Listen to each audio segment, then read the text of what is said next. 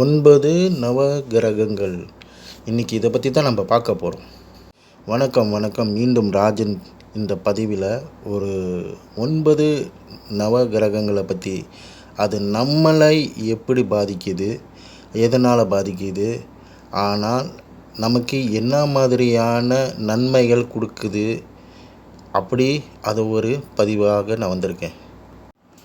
நம்ம இந்த பூமியில் பிறப்பு எடுத்துட்டோம். அதுக்கப்புறம் குழந்தை பருவம், அதுக்கப்புறம் பள்ளிக்கூட பருவம், அப்புறம் இளமை பருவம், அதுக்கப்புறம் திருமணம், அப்புறம் சொத்து சேர்க்கறது, பணம் சேர்க்கறது, வாழ்க்கையில் நல்லா செட்டில் ஆகுறது, அப்புறம் ஒரு காலகட்டத்தை வரும்போது முதியோர் பருவம் நம்ம பெற்றுக்கொள்வோம்.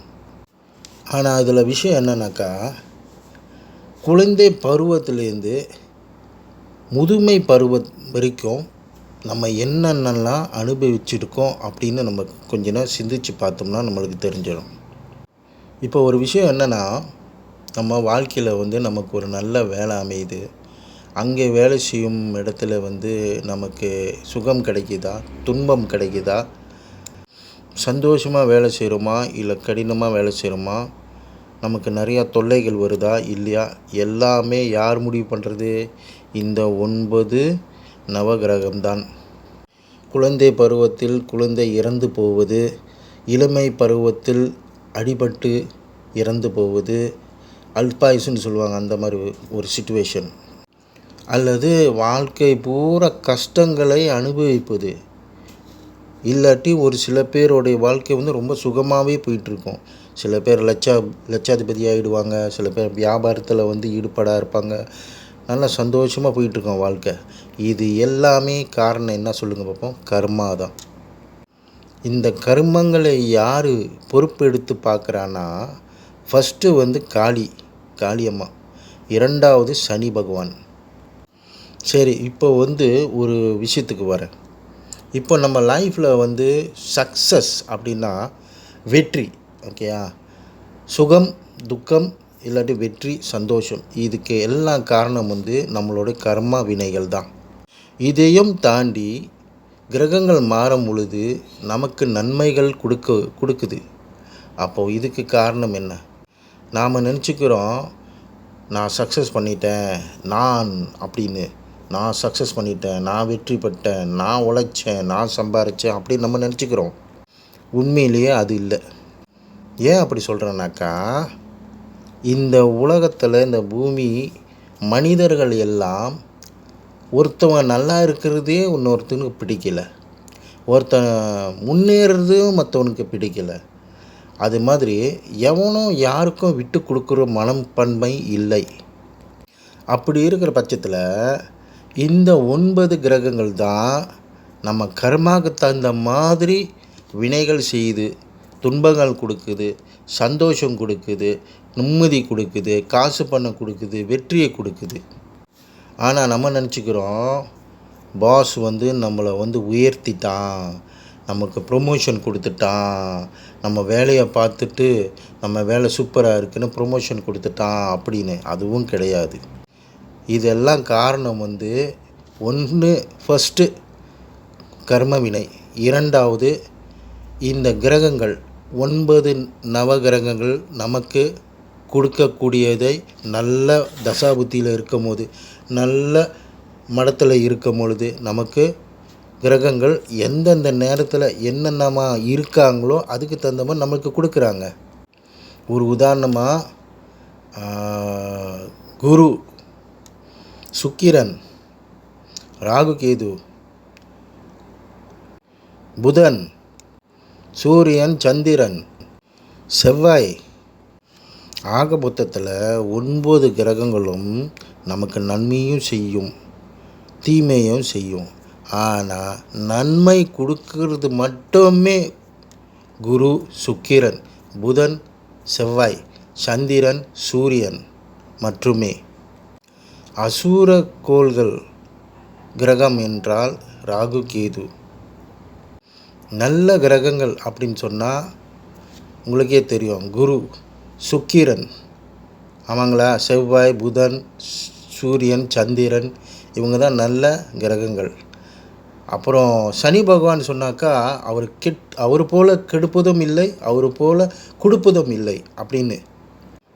அதாவது சனி போல் கொடுப்பது தவிர வேறு யார் இருக்கா? கொடுப்பதும் எடுப்பதும் அது மாதிரி. ஆனால் ராகு கேது அவர் போல் கெடுப்பதும் இல்லை, அவர் போல் கொடுப்பதும் இல்லைன்ற மாதிரி அதுலேயும் ஒரு கதை இருக்குது. ஆகையால் நான் என்ன சொல்ல வரேன்னா, இந்த மனிதர்கள் நாமெல்லாம் என்ன நினைக்கிறோம்? நானாக உழைச்சேன், நானாக வெற்றி பட்டேன், நானாக பணத்தை சேர்த்து வச்சேன், இன்றைக்கி இந்த பணம் என்னை காப்பாற்றுது. அதெல்லாம் ஒரு பாசிட்டிவான ஒரு விஷயந்தான். நீங்கள் பணம் சேர்க்குறீங்க, ஆனால் செலவாகும். அது தெரியுமா உங்களுக்கு? வீண் விரயமாகும். உங்களுக்கு தெரியுமா? பணம் எவ்வளோ சேர்த்து வச்சேன் சாரு, ஆனால் தங்கவே மாட்டேங்குது. இதெல்லாம் என்னன்னு சொல்கிறது? நான் ஒரு நல்ல ஓட்டுநர், வாகனம் ஓட்டுநர், நல்லா தான் சார் ஓட்டிகிட்டு போனேன். பின்னால் ஒருத்தவன் என்னை அடிச்சிட்டான், சைட்டில் உள்ளவன் என்னை அடிச்சிட்டான், முன்னுக்கு என்னை அடிச்சிட்டான், அவன் சரியில்லை சார். இப்படிலாம் நம்ம புலம்புறோம் தானே. ஒருவருக்கு கெட்ட நேரம் வந்துட்டாக்கா இப்படி தான் நடக்கும். அதே மாதிரி ஒரு நல்ல நேரங்கள் இருக்கும் பொழுது நமக்கு எல்லாம் நன்மையாக வருதுன்னா அதுக்கும் காரணம் யார்? கிரகம்தான். 9 கிரகங்கள், நவகிரகங்கள். அப்போது நம்ம நாமளே பீத்திக்க முடியாது. நான் வெற்றியாளர், நான் சரியாக செஞ்சேன், நான் எக்ஸாமில் உட்காந்து நல்லா படித்தேன் அப்படின்னு சொல்ல முடியுமா? எக்ஸாம் ஒழுங்காக எழுதுனேன்னு தானே சொல்ல முடியும். ஒழுங்காக படித்தேன், ஆனால் ஏன் ஃபெயில் ஆகினேன்? ஒழுங்காக படித்தேன், ஆனால் எக்ஸாமில் நான் பாஸ் பண்ணிட்டேன். ஆமாம் தானே? அப்போ இதுக்கும் அதுக்கும் என்ன காரணம்? கிரகம்தான் காரணம். இன்றைக்கி ஒரு சில பேர் வாழ்க்கையில் நல்லா படிக்கணும்னு ஆசைப்படுறவங்க படிக்க முடியாமல் போயிடுது. ஒரு சில பேர் சாதாரணமாக படிச்சுட்டு வந்துடுறாங்க. இதுக்கெல்லாம் காரணம் வினை, செஞ்ச கர்ம வினைகள் தான்.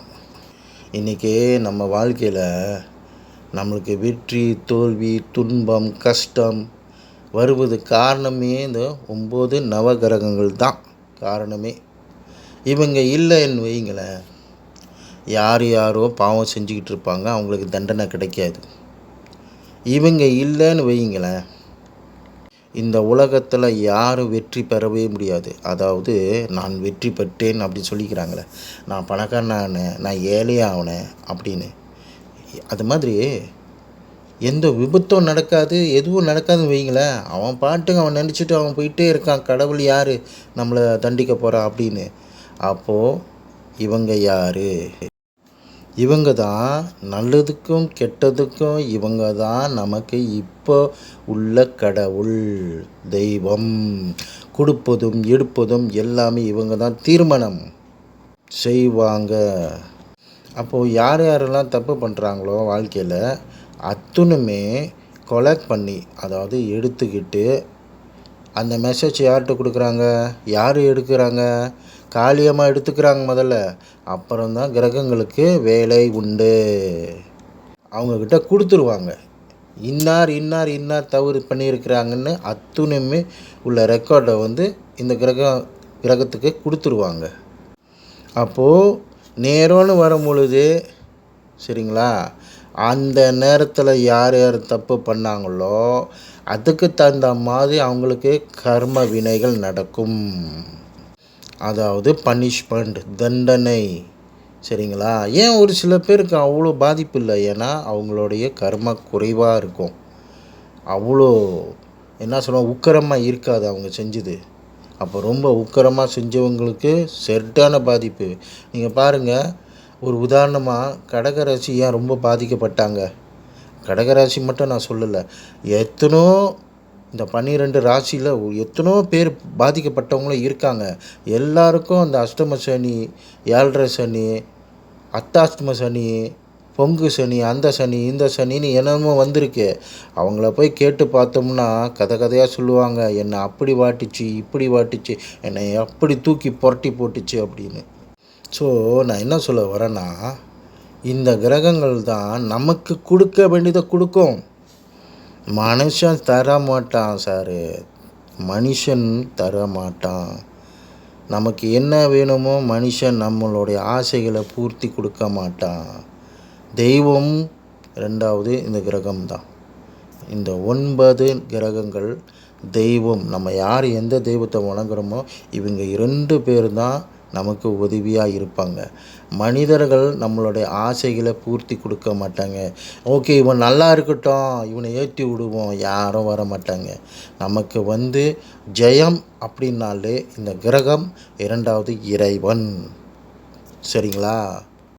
இந்த கிரகம் நம்மளை கவனிக்கலன்னு வைங்களேன், நமக்கு எந்த உதவியும் கொடுக்கல, எந்த ஒரு தண்டனையும் கொடுக்கலன்னு வைங்களேன், மனுஷாளுங்களோட பாவங்களை அதிகரிச்சுக்கிட்டே இருக்கும்.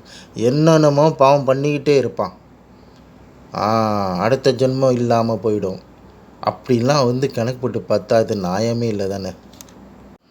அப்போது மனுஷனுங்க தப்பு பண்ணால் தண்டனை கிடைக்கும் அப்படின்னா இவங்க தான் 9 கிரகம் தான் நம்மளை வாட்டி எடுக்கும்.